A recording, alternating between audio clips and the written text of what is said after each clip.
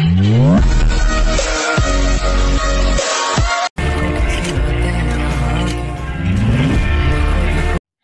बच्चों, good morning to all of you. आज सुबह की क्लास है, तो कैसे हैं आप लोग? सब लोग अच्छे हैं? तो ठीक है, आप सब लोग अच्छे हैं तो आप सबका स्वागत है आपके अपनी YouTube channel Aryan digital classes में। क्या कह रहे हैं, अच्छा लगा आपने स्वागत किया? तो ठीक है, अच्छा लगा तो आप पढ़ाई भी किया जाए। क्या करें, इंट्रोडक्शन दे दीजिए, उसके बाद पढ़ते हैं। तो ठीक है, इंट्रोडक्शन। मैं डॉक्टर यमयस यादव फ्रॉम प्रयागराज से आप लोग के बीच लाया हूँ एक नए चैप्टर का। क्या कह रहे हैं, चैप्टर का नाम बता दीजिए। तो चैप्टर है आपका प्लांट किंगडम। हम लोग पढ़ेंगे प्लांट किंगडम के बारे में। क्या करें, बायोलॉजिकल क्लासिफिकेशन खत्म हो गया। हाँ भाई साहब, बायोलॉजिकल क्लासिफिकेशन आपका खत्म हो चुका है। तो हम लोग क्या स्टार्ट करेंगे? हम लोग स्टार्ट करते हैं प्लांट किंगडम। तो ठीक है, अब देखिए जो हमारी एनसीईआरटी की फर्स्ट और सेकंड पैराग्राफ दिया हुआ है वहाँ पे ज़्यादा कुछ खास नहीं है। ठीक, वहाँ पे ज़्यादा कुछ खास है नहीं। जो पिछला चैप्टर है उसी के बारे में दिया हुआ है थोड़ा बहुत। उसमें क्या दिया हुआ है कि जो बायोलॉजिकल क्लासिफिकेशन में हमने 5 किंगडम क्लासिफिकेशन के बारे में बताया था। तो उसमें हमने क्या क्या पढ़ा? प्लांट किंगडम नहीं, सॉरी, हमने क्या पढ़ा? हमने पढ़ा किंगडम मोनेरा, प्रोटिस्टा और फंजाई के बारे में। ठीक, तो वही यहाँ पे एनसीईआरटी बता रही है कि जो आर.एच. विकेटर जी ने 5 किंगडम क्लासिफिकेशन 1969 में दिया था।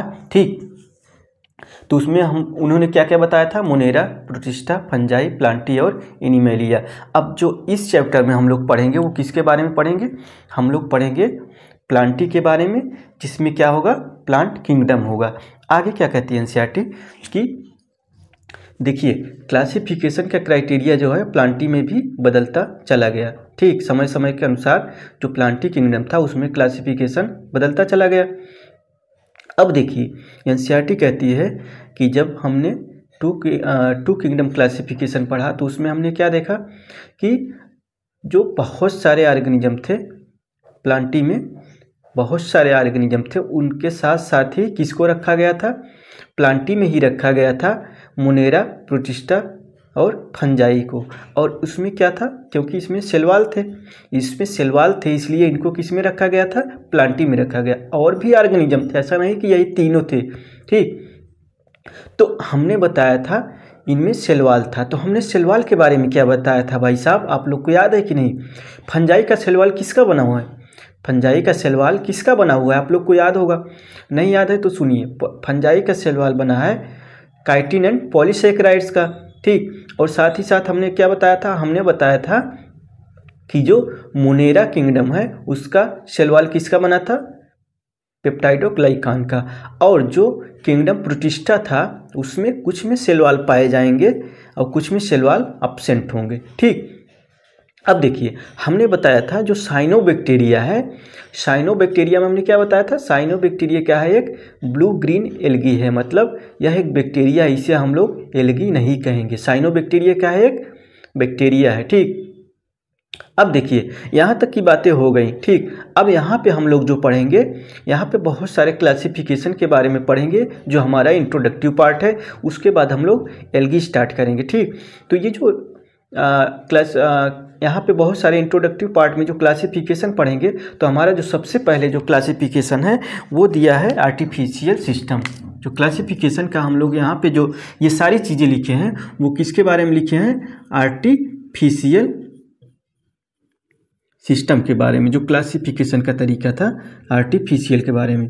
ठीक, अब देखिए ये जो अर्लीस्ट सिस्टम यहाँ पे लिखा हुआ है कि the earliest system of classification used only gross superficial morphological character. अब देखिए जो अर्लीस्ट क्लासिफिकेशन का मतलब है उसका मतलब यहाँ पे है 2 किंगडम क्लासिफिकेशन। और हमने बताया था 2 किंगडम क्लासिफिकेशन किसने दिया था? लिनियस जी ने दिया था। यहाँ लिखा भी है। ठीक, और वहाँ भी हमने बायोलॉजिकल क्लासिफिकेशन में भी आपको बताया था।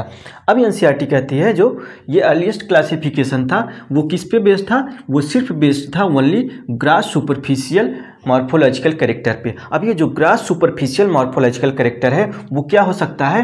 वो आपका हो सकता है हैबिट हो सकता है, कलर हो सकता है, नंबर हो सकता है एंड शेप ऑफ लिप्स, और भी चीज़ें हो सकती हैं। तो इतनी सारी चीज़ें यहाँ पे हमारे एनसीईआरटी में दी हुई है, तो हम उसको देख लेंगे। अब आगे देखिए दे वर मेनली बेस्ड ऑन, मतलब ये जो अर्लीस्ट क्लासिफिकेशन सिस्टम था या आर्टिफिशियल सिस्टम कहिए, वो किस पे बेस्ड था, मेनली बेस्ड था वेजिटेटिव कैरेक्टर। अब वेजिटेटिव कैरेक्टर का मतलब है जो वेजिटेटिव पार्ट होंगे, जैसे कि रूट, स्टेम और लीफ, इसका मतलब ये है। और आगे क्या है, they were mainly based on vegetative character या एंडोसियम का स्ट्रक्चर। एंडोसियम का स्ट्रक्चर मतलब जो मेल का रिप्रोडक्टिव पार्ट है, स्टैमेन है, उसके बारे में यहाँ कहा गया है। ठीक, वो एंडोसियम पे बेस्ड था, किस पे, या तो वेजिटेटिव मतलब रूट, स्टेम, लीफ पे, या तो वेजिटेटिव कैरेक्टर पे था या एंडोसियम के स्ट्रक्चर पे था। इसको किसने दिया था, लिनियस जी ने दिया था। ठीक, वही यहाँ बात कर रहा है टू किंगडम क्लासिफिकेशन की। देखिए, सच सिस्टम और आर्टिफिशियल, मतलब लिनियस जी ने क्या कहा, जो टू किंगडम क्लासिफिकेशन था उसी को इन्होंने क्या बताया, इन्होंने बताया आर्टिफिशियल सिस्टम। ठीक, अब देखिए, सच सिस्टम और artificial, they separated the closely related species. ये जो टू किंगडम क्लासिफिकेशन था, इन्होंने क्या किया, ये आर्टिफिशियल सिस्टम था, इसमें क्या किया, तो ये जो क्लोजली रिलेटेड स्पीसीज थे, ठीक, मतलब जो पास पास स्पीसीज होनी चाहिए, जैसे कि प्लांट किंगडम में ही जो चीज़ें पास पास होनी चाहिए, जो स्पीसीज पास पास होनी चाहिए, उनमें क्या किया, इन्होंने दूरी बना दिया। और इसी तरह से क्या था कि अगर कोई भी प्लांट किंगडम का मेंबर है तो ठीक है, उसको एनिमल किंगडम के साथ रख दिया गया था। ठीक, और जो एनिमल किंगडम के थे उनको प्लांट में कर दिया था। तो इस तरह से बहुत सारे उलटफेर थे, तो इसी तरह से इसको क्या हुआ, एक्सेप्ट नहीं किया गया। ठीक, अब आगे लिखा है कि जो आर्टिफिशियल सिस्टम है, the separately closed related species को इन्होंने क्या किया था, दे सेपरेटेड, इन्होंने अलग कर दिया था, separately the closely related species, जो स्पीसीज पास पास होनी चाहिए उनको इन्होंने क्या किया था, दूर कर दिया था। क्यों, since they were based on few vegetative character, क्योंकि ये थोड़े बहुत वेजिटेटिव कैरेक्टर पे, कुछ वेजिटेटिव कैरेक्टर पे बेस्ड था। अब आगे देखिए, अब ये लाइन बहुत इंपॉर्टेंट है, हालांकि सारी लाइनें इंपॉर्टेंट है, बट यहाँ पे देखेंगे ये जो लाइन दिया हुआ है हमारी एग्जाम के लिए बेहद इंपॉर्टेंट है। अब ये कहता है कि जो आर्टिफिशियल सिस्टम था वो जानते हैं क्या है, वो बहुत मतलब इक्वल वेटेज देता है। Also, the artificial system gave equal weightage to vegetative and sexual character। Vegetative और सेक्सुअल कैरेक्टर का क्या है, ये इक्वल वेटेज देता है। एज इट इज हमारे एग्जाम में पूछ लिया जाएगा, ठीक, कि equal weightage to vegetative and character, vegetative and sexual character का एग्जाम्पल क्या है, या किसने दिया था, या किसके अंतर्गत आएगा। तो हम लोग किसके अंतर्गत बताएंगे, हम लोग बताएंगे आर्टिफिशियल सिस्टम के अंतर्गत आएगा। देखिए, also the artificial system give equal weightage to vegetative and sexual character, this is not acceptable, यह एक्सेप्टेबल नहीं हुआ, यह एक्सेप्टेबल नहीं हुआ, मतलब बहुत दिन तक नहीं चला।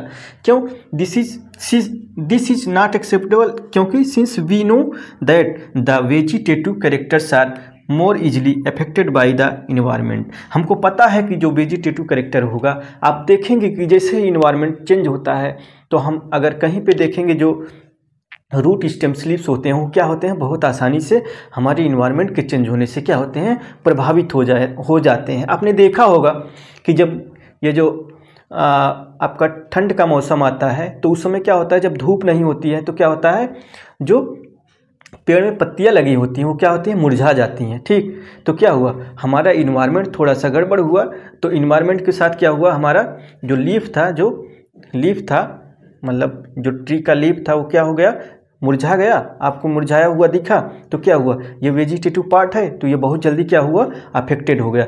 अब इन सब को देखते हुए क्या हुआ, हम यहाँ पे देखेंगे एक नए सिस्टम को, सिस्टम है आपका नेचुरल सिस्टम क्लासिफिकेशन देखेंगे। आर्टिफिशियल हो गया, तो हम लोग क्या करेंगे, नेचुरल क्लासिफिकेशन सिस्टम के बारे में देखेंगे। इतना आप लोग देख लीजिए, फिर हम लोग स्टार्ट करते हैं नेचुरल सिस्टम ऑफ क्लासिफिकेशन। तो उसमें क्या दिया हुआ है उसके बारे में पढ़ते हैं। ठीक, आई होप इतना आप सबको क्लियर हो गया होगा।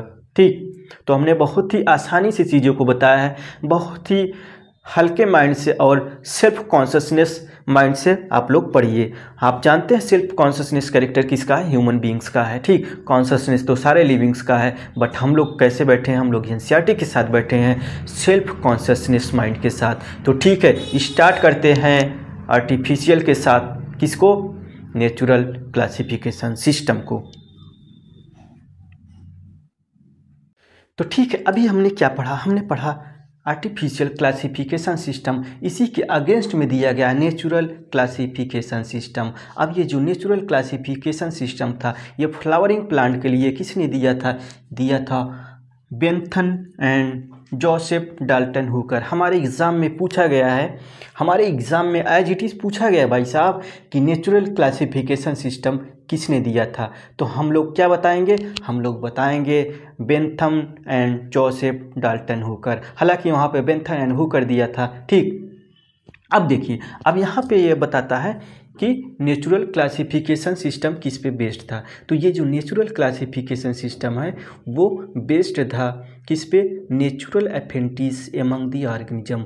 ऑर्गेनिज्म के बीच में प्राकृतिक संबंध कैसा है, उस पे बेस्ड था। और ऐसा माना जाता है, कंसीडर किया जाता है कि नॉट ओनली एक्सटर्नल फीचर पे, सिर्फ एक्सटर्नल फीचर पे नहीं था, साथ ही साथ क्या था? बट आल्सो इंटरनल फीचर मतलब अंदर का जो लक्षण था, आंतरिक लक्षण, आंतरिक संरचना जो था, उस पे भी बेस्ड था। जैसे कि अल्ट्रा स्ट्रक्चर, ठीक, एनाटॉमी, एम्ब्रियोलॉजी एंड फाइटोकेमिस्ट्री, ठीक। अब यहाँ पे बात हम करते हैं इंटरनल फीचर, अल्ट्रा स्ट्रक्चर। जैसे किसी सेल की हम स्टडी करेंगे किसके? माइक्रोस्कोप के द्वारा, ठीक। अब एनाटॉमी, एम्ब्रियोलॉजी एंड फाइटोकेमिस्ट्री। अब यहाँ पे हम बात करते हैं फाइटोकेमिस्ट्री की। आखिर फाइटोकेमिस्ट्री होती क्या है? फाइटोकेमिस्ट्री का सिंपल सा मतलब है कि जो प्लांट्स होते हैं, उनके जो प्लांट्स होते हैं, ठीक, उनसे जो क्या निकाला जाता है? प्लांट्स के द्वारा, जो प्लांट्स होते हैं उनके द्वारा जो केमिकल्स निकाले जाएंगे, जो उनका वेजिटेटिव पार्ट होगा या कोई भी पार्ट होगा, जो हम उनसे क्या निकालेंगे?